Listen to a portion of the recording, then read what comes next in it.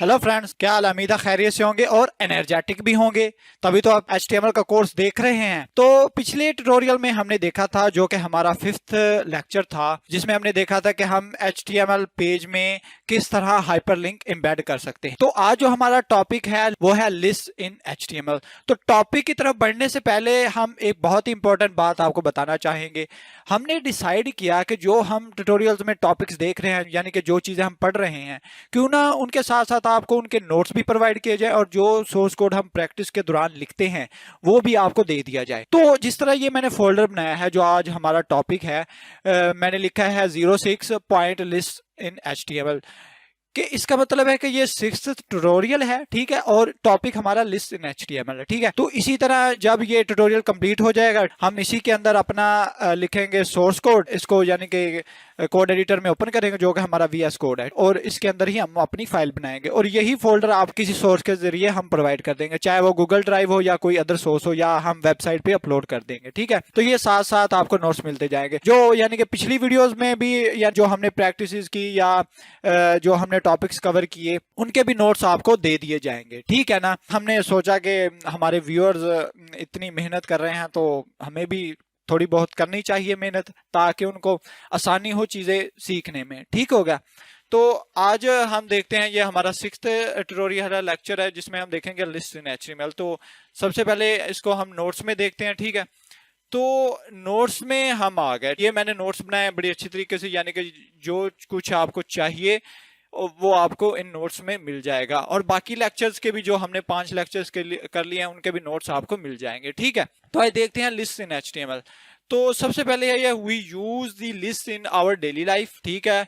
If we want to buy something from a store, we make a list of these things for our convenience. Similarly, HTML also gives us this facility. HTML lists are used to specify list of information, यानी कि जो list है हम अपनी daily life में use करते हैं। जिस तरह हम कोई चीज खरीदने जाते हैं, अगर हमारे पास चीजें बहुत ज्यादा हैं, तो हम उसको किसी पेज पे एक लिस्ट की शक्ल में लिख लेते हैं, ठीक है ना। तो इसी तरह हम HTML में भी लिस्ट ऐड कर सकते हैं।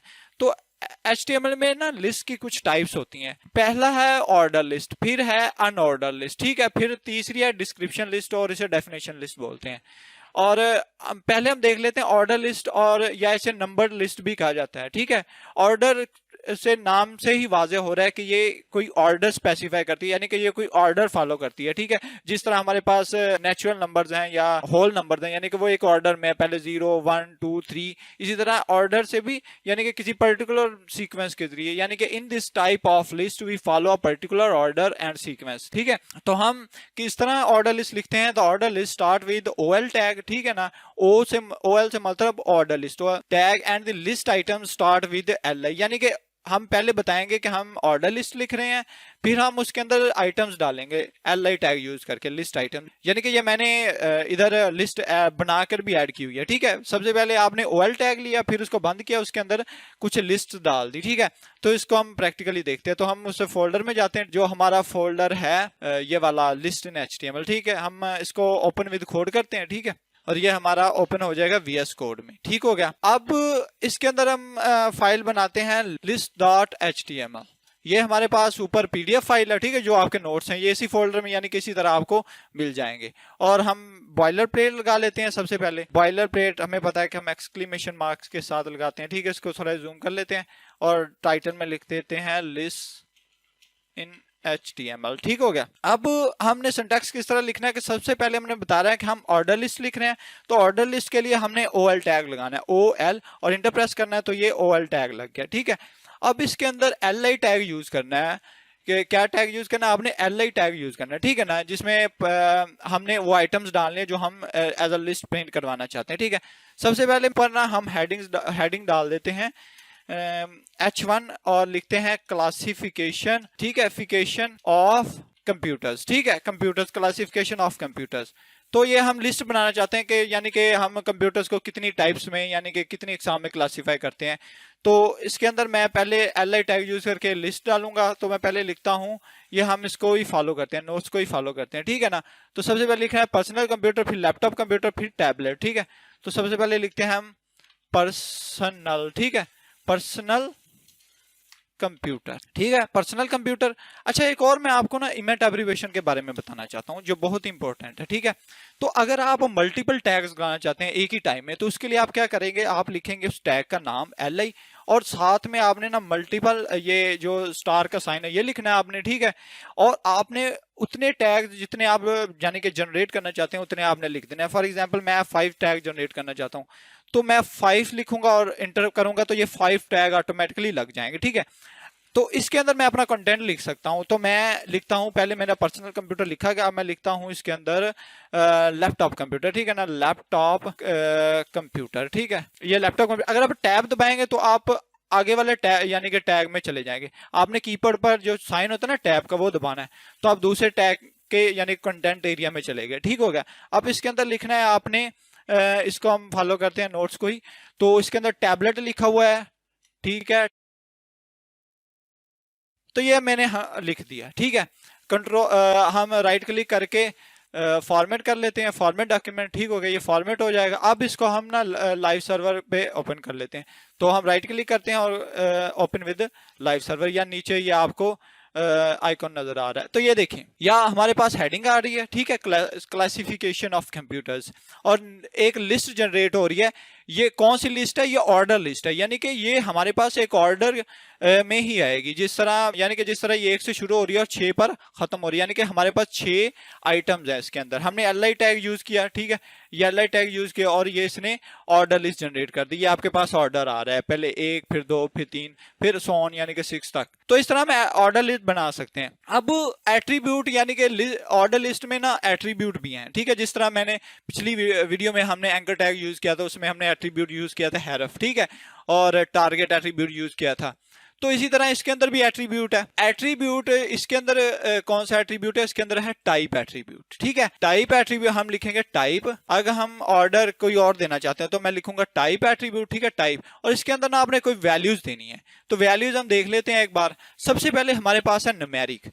न्यूमेरिक का मतलब है कि ये डिफॉल्ट वैल्यू होती है, यानी कि ये आपको जो नंबर्स नजर आ रहे हैं ना, ये न्यूमेरिक वैल्यू है। दूसरी इसकी टाइप जो है वो है कैपिटल रोमन नंबर्स, यानी कि हम छोटी क्लास में पढ़ते थे, रोमन नंबर्स भी पढ़े हुए हैं, ठीक है, जिसमें वो आई और 2i यानी कि वो ना लाइंस टाइप चीज थी, यानी कि रोमन नंबर्स। तो हम ये इसका ऑर्डर किस तरह लगा सकते हैं, तो उसके लिए हम सिंपली लिखेंगे कैपिटल आई, ठीक है, कैपिटल आई लिखेंगे, ठीक है। तो ये हमारे पास रोमन ऑर्डर जनरेट हो जाएगा। इसको हम ब्राउजर में देखते हैं, तो ये देखें, तो ये रोमन ऑर्डर आ रहा है, पहले 1, फिर 2, फिर 3, फिर 4, 5, 6, ठीक है। अब ये कैपिटल में आ रहा है आई, ठीक है। अगर मैं स्मॉल में करना चाहता हूं तो हम स्मॉल रोमन नंबर यूज करेंगे, तो उसके लिए स्मॉल आई लिख देंगे, ठीक है। टाइप इसकी जगह हम आई लिख देंगे स्मॉल, ठीक है। तो नीचे सजेशन में भी आ रहा है। अच्छा, ये अब इसको देखते हैं, तो ये देखें स्मॉल में आ रहा है, ठीक है। और एंड पे है ABC ऑर्डर, यानी कि जिस तरह हमारी A से ABC स्टार्ट होती है, A to Z, ABC, यानी कि एक ABC एक ऑर्डर है, ठीक है। हम अल्फाबेटिकली ऑर्डर रखना चाहते हैं, तो उसके लिए हम इधर इसकी जगह कैपिटल A रख देंगे, ठीक है ना, कैपिटल A लिख देंगे, तो वो हमारे पास ये ऑर्डर आ रहा है ABC वाला। इसी तरह स्मॉल ABC है, ठीक है, वो बड़े A की जगह हम स्मॉल A लिख देते हैं, ठीक है। तो ये हमने स्मॉल A लिखा। अब ये आपको नजर आ रहा है ऑर्डर, ठीक है, ये तो हो गया ऑर्डर। इसके अलावा ऑल टैग में यानी कि ऑर्डर लिस्ट टैग में एक और एट्रीब्यूट होता है जिसे हम स्टार्ट एट्रीब्यूट बोलते हैं। तो स्टार्ट एट्रीब्यूट क्या करता है, ये टैग को इंस्ट्रक्शन देता है कि जो ये ऑर्डर आप स्टार्ट कर रहे हैं ये किसी पर्टिकुलर नंबर से स्टार्ट होना चाहिए, ठीक है ना, ये किसी पर्टिकुलर करैक्टर से स्टार्ट होना चाहिए। यानी कि मिसाल लें कि एक यानी कि ये ऑर्डर है, ठीक है, ये ABCDEF, ठीक है, तो ये स्टार्ट कर रहा है O से, यानी कि डिफॉल्ट ये यानी कि लगा रहा है ऑर्डर, जो डिफॉल्ट ऑर्डर होता है। तो मैं स्टार्ट C से करना चाहता हूँ, ठीक है, तो उसके लिए मैं क्या कर सकता हूं, तो उसके लिए मैं स्टार्ट जो एट्रीब्यूट है उसकी हेल्प लूंगा। मैं चाहता हूं C से स्टार्ट करना, तो इसको इंस्ट्रक्शन किस तरह दे सकते हैं, तो इसको इंस्ट्रक्शन दे सकते हैं हम बताएंगे स्टार्ट में वैल्यू देकर। तो पहला जो इसका होता है ना इंडेक्स, पहला A की जगह इंडेक्स इसका 1 है, B की जगह इसका इंडेक्स 2 है, C की जगह इसका 3 है, D की जगह 4 एंड E की जगह 5 एंड सो ऑन, ठीक है। तो मैं बताऊंगा कि जनाब जो मेरा C से स्टार्ट करें, तो C से स्टार्ट करने के लिए मैं इसको इंडेक्स दूंगा। तो इंडेक्स के लिए C किस नंबर पे है, तीसरे नंबर पे, तो मैं स्टार्ट एट्रीब्यूट लूंगा, ठीक है। तो स्टार्ट एट्रीब्यूट जनाब हम इधर लिखते हैं स्टार्ट, ठीक है, और इसके अंदर मैं इंडेक्स दूंगा 3। तो मैं चाहता हूं कि मैं यानी कि सी से स्टार्ट करूं, तो देखें ये सी से स्टार्ट कर रहा है, ठीक है। तो ये इंडेक्स पे अगर मैं इधर 2 कर दूं तो ये बी से स्टार्ट करेगा क्योंकि बी दूसरे इंडेक्स पे होता है, ठीक है। अगर मैं इधर 1 लिखूं तो ये पहले इंडेक्स से स्टार्ट करेगा, पहले इंडेक्स पे क्या है 1 है, ठीक है। तो इसी तरह हम अगर इधर 5th इंडेक्स दें तो ये ई से स्टार्ट कर रहा है, ठीक हो गया। आई होप आपको समझ आ रही होगी। अगर मैं इधर इसकी टाइप कर दूं नंबर, उसके लिए 1 लिखेंगे, तो अगर मैं इधर स्टार्ट 5 करूं तो इसको देखें तो ये 5 से स्टार्ट कर रहा है। तो इसी तरह हम एक्सपेरिमेंट कर सकते हैं, तरह हम लिस्ट बना सकते हैं, ऑर्डर लिस्ट। उसके अंदर 2 एट्रीब्यूट है, एक तो जनाब टाइप है और दूसरा स्टार्ट है, ठीक है। तो ये इसका जनाब यूज है लिस्ट का। तो इस तरह हम लिस्ट बनाते हैं। अब तो जो हमारी दूसरी लिस्ट की टाइप है वो है अनऑर्डर लिस्ट, ठीक है। तो अनऑर्डर लिस्ट भी इसे बोल सकते हैं और बुलेटेड लिस्ट भी बोल सकते हैं, ठीक है ना। अगर आप माइक्रोसॉफ्ट ऑफिस यूज करते हैं तो आपने उसमें ना बुलेट्स लगाई होंगी। अब बुलेट्स जिसमें वो सर्कल होता है, डिस्क टाइप होती है, ठीक है, स्क्वायर होता है, या ये आपको इधर भी नजर आ रहे हैं बुलेट्स लगे, ठीक है ना। तो ये बुलेट्स होते हैं, तो ये इनका कोई ऑर्डर नहीं होता, ये आपको कोई ऑर्डर नजर नहीं आ रहा। अगर ऑर्डर होता तो इधर 1 लिखा होता, 2 लिखा होता, या ए लिखा होता, बी लिखा होता, ठीक है। तो इसको देखते हैं, और unordered list doesn't follow any order. The unordered list start with the UL tag and list items start with the list tag। यानी कि जो हमारा अनऑर्डर लिस्ट स्टार्ट होता है ना वो UL से, यानी कि जिस तरह हम OL टैग लगाते हैं वो उसका OL का मतलब होता है ऑर्डर लिस्ट और UL का मतलब है अनऑर्डर लिस्ट, ठीक हो गया। तो इसी तरह हम ऑर्डर लिस्ट भी बना सकते हैं, ठीक है। और इसके अंदर आइटम्स जो डालनी हो हमने वो वही लिस्ट टैग यूज करना है, ठीक है। ऊपर हम बता रहे हैं कि हम अनऑर्डर लिस्ट यूज कर रहे हैं, ठीक है, और नीचे हम उसके अंदर इंबेड कर रहे हैं लिस्ट आइटम्स। तो ये लगा के देख लेते हैं। तो इसी को हम कोड को लिखते हैं, H1 हेडिंग ली, उसके अंदर लिखा है list of computer programming languages, और यहाँ प्रोग्रामिंग लैंग्वेज हमने लिख देनी है।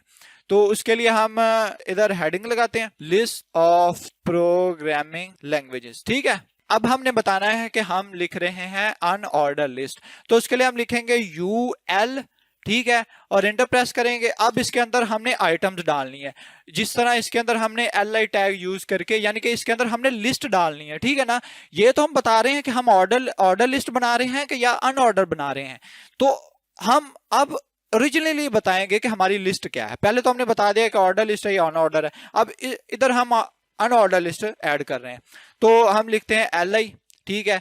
तो सबसे पहले यानी कि जो नोट्स में दे लेते हैं कौन सी लैंग्वेज हमने ऐड की, तो उसके लिए हमने लिखा सी एक प्रोग्रामिंग लैंग्वेज। आई होप आपको आती होगी, वरना कोई मसला नहीं, हम तो सिर्फ लिस्ट बना रहे हैं, ठीक है। उसके अलावा हम एक LI टैग यूज करते हैं, हम लिखते हैं C++ ऐड कर लेते हैं, ठीक है, C++। अब मैं LI टैग लेता हूं और इसको मल्टीप्लाई करता हूं 3 से, तो ये 3 टैग लग जाएंगे, ठीक है। इसके अंदर C++। अब मैं लिखता हूं, ठीक हो गया। ये हमने 5 प्रोग्रामिंग लैंग्वेजेस ऐड कर ली हैं लिस्ट। तो इसका जो ऑर्डर क्या होगा वो अनऑर्डर होगा, ठीक है।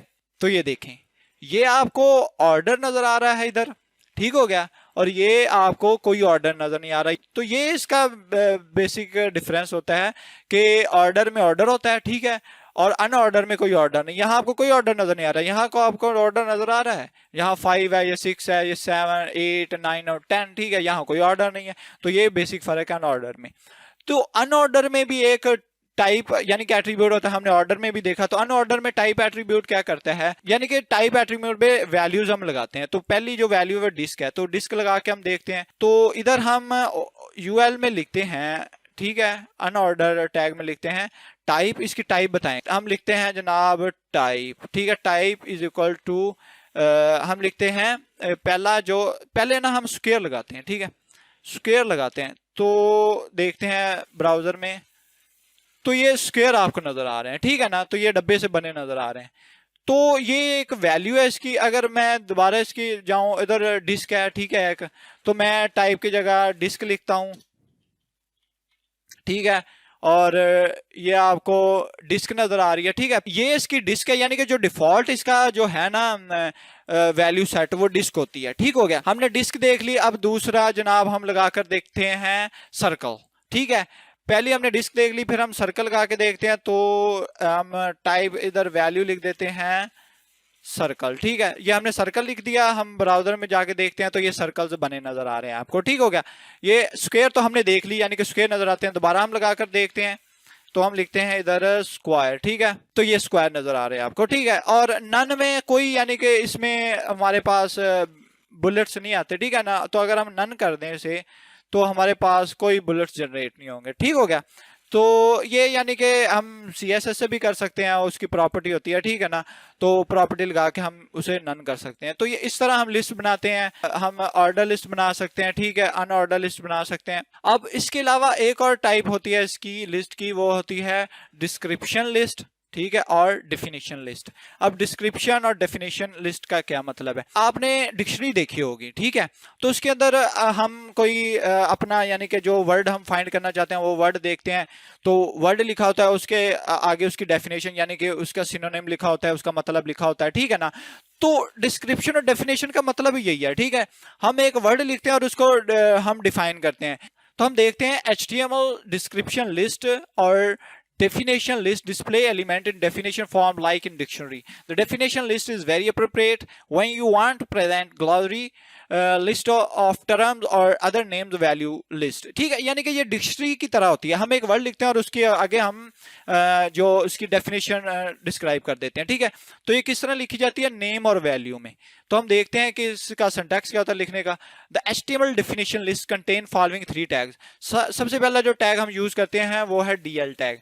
Tags define the start of the list, यानी कि हम बताते हैं कि यहां से हमारी जो डेफिनेशन लिस्ट स्टार्ट हो रही है। DL का मतलब क्या है, डेफिनेशन लिस्ट। जिस तरह हम बता रहे थे ऑर्डर लिस्ट और अनऑर्डर लिस्ट। ठीक हो गया, पहले तो हमने ये टैग लगाना है, फिर हमने DT टैग लगाना है। ठीक है, tag define a data term, यानी कि जो हम टर्म स्पेसिफाई करना चाहते हैं। जिस तरह कंप्यूटर एक टर्म है। ठीक है, और वो हम इसके अंदर लिखेंगे। ठीक है, अब DD जो है वो है टर्म डिफिनेशन। ठीक है, tag define the term definition description, इसके अंदर हम उस डेटा की जो टर्म है ना, डेफिनेशन है, वो लिखेंगे। ठीक है, ये 3 टैग हैं। सबसे पहले हमने ये लगाना है, फिर हमने इसके अंदर टर्म लिखनी है और इसके अंदर हम वो डिस्क्रिप्शन लिखेंगे जो हम डिफाइन करना चाहते हैं। तो ये मैंने एक लगा के देखा हुआ है, यानी कि H1 टैग लिया और उसके अंदर लिखा है डिक्शनरी ऑफ सम टर्म्स।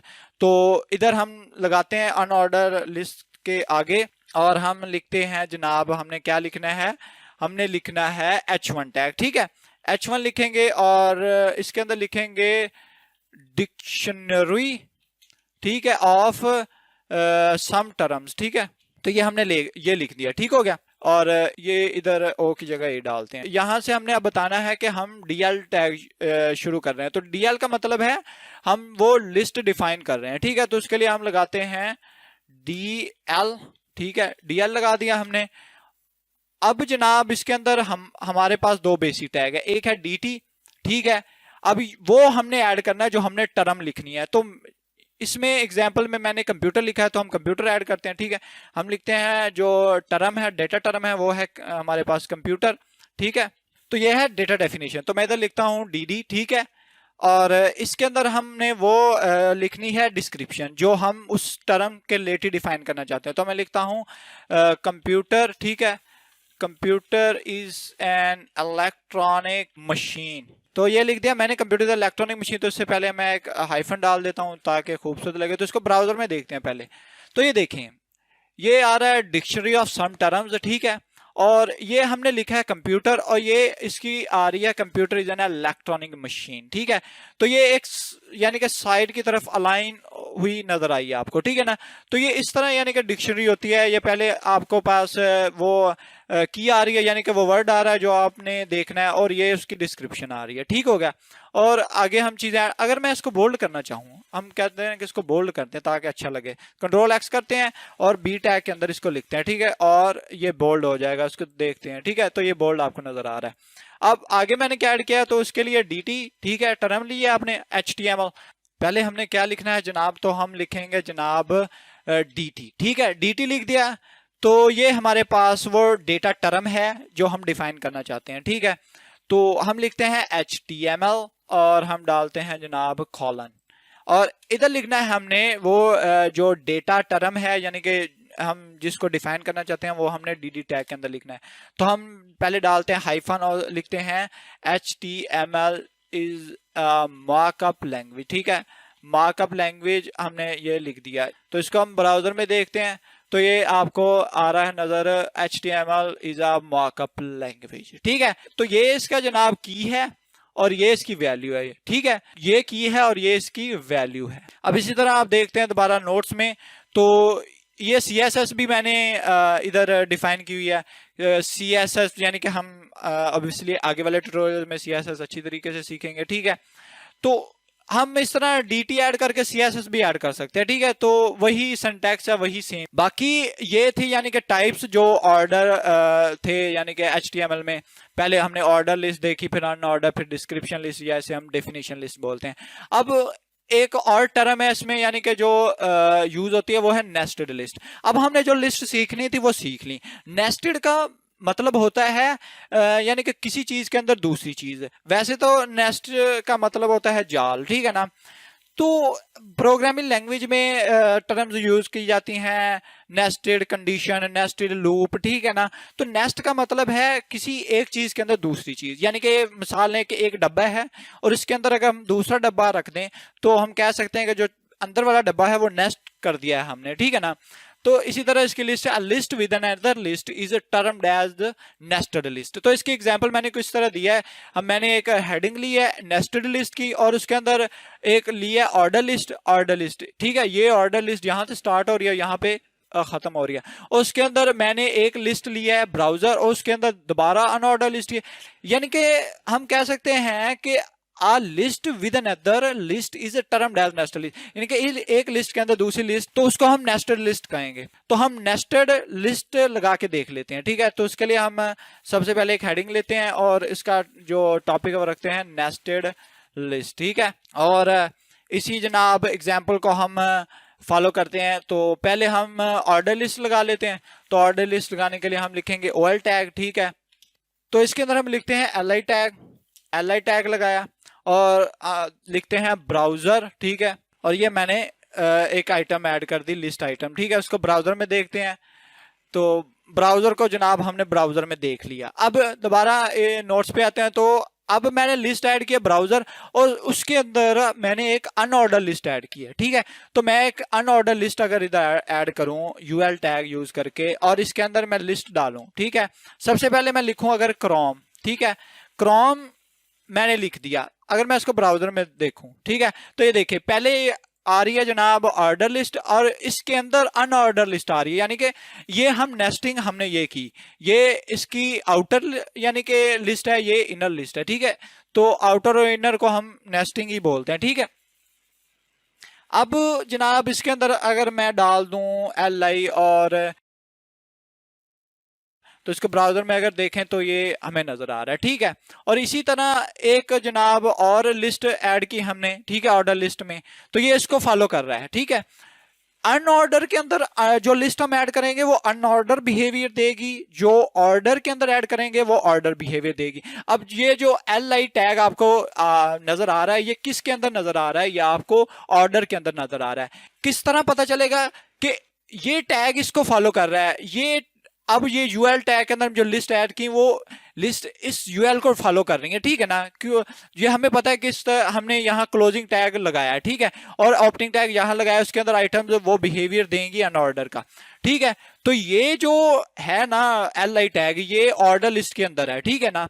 आगे हम UL टैग ओपन कर रहे हैं, उसको क्लोज कर रहे हैं। अब इसके अंदर बिहेवियर अनऑर्डर ही होगा, ठीक है। चलो हम इसे लगाकर देखते हैं। तो इसके अंदर जनाब लिखते हैं LI, ठीक है। और जनाब हमारे पास सोर्स कोड एडिटर, ठीक है, सोर्स कोड एडिटर। तो ये हमने सोर्स कोड एडिटर लिख दिया, ठीक है। तो यहाँ जनाब हमारे पास सोर्स कोड एडिटर, इसको ब्राउजर में देखें तो ये 1 आ रहा है और ये 2 आ रहा है, ठीक है। इसके अंदर मैं एक अनऑर्डर लिस्ट डालना चाहूँ तो हम लिखेंगे दोबारा फिर जनाब UL टैग, ठीक है। और UL टैग के अंदर एक लिस्ट डालेंगे तो मैं LI मल्टीप्लाई बाय करता हूँ 3, तो L मल्टीप्लाई बाय 3, तो ये मेरे पास 3। सबसे पहले हमारा जनाब VS कोड है, ठीक है। VS कोड के आगे हम डालते हैं जनाब, अब इसको ब्राउजर में देखते हैं तो ये आपको नजर आ रहा है जनाब, ये आपको आउटर लिस्ट नजर आ रही है, ये इनर है, ठीक है, ये आउटर है, और ये इस तरह हम इस नेस्टिंग कर सकते हैं, यानी कि एक लिस्ट के अंदर हम दूसरी लिस्ट डाल सकते हैं। तो आई होप आपको अच्छी तरह से समझ आई होगी, ठीक है। तो ये कुछ इस तरह हम लिस्ट बना सकते हैं, ठीक है। हमने इसके अंदर जनाब देखा कि लिस्ट किसे कहते हैं, हमने देखा कि लिस्ट की कितनी टाइप्स हैं, ऑर्डर लिस्ट है, अनऑर्डर है, डिस्क्रिप्शन लिस्ट है, ठीक है। तो जो हमने देखा डिस्क्रिप्शन लिस्ट है, ये हमारे पास एक एज अ डिक्शनरी बनाने के लिए इस्तेमाल होती है, ठीक है। और उसके बाद हमने देखा जनाब हमारे पास नेस्टेड लिस्ट। तो ये आपको जो नोट्स है ना ये मिल जाएंगे, ठीक है ना। तो आई होप आपको सारे लेक्चर की समझ आई होगी, ठीक है। तो अब हम एडवांस चीजें हमने सीखनी शुरू कर दी हैं, और अगली वीडियो में हम टेबल्स देखेंगे, फिर हम फोटोज, वीडियोस, ऑडियो जनाब, फिर हम पूरी वेबसाइट का स्ट्रक्चर देखेंगे, किस तरह वेबसाइट को हम स्ट्रक्चर कर सकते हैं, ठीक है। अब हमने अपने मोटिवेशन को बढ़ा रहे हैं, क्योंकि हम अब अच्छी अच्छी और यूजफुल चीजें सीखने जा रहे हैं। तो आज की वीडियो में इतना ही। Good bye, thank you, I will see you on next video.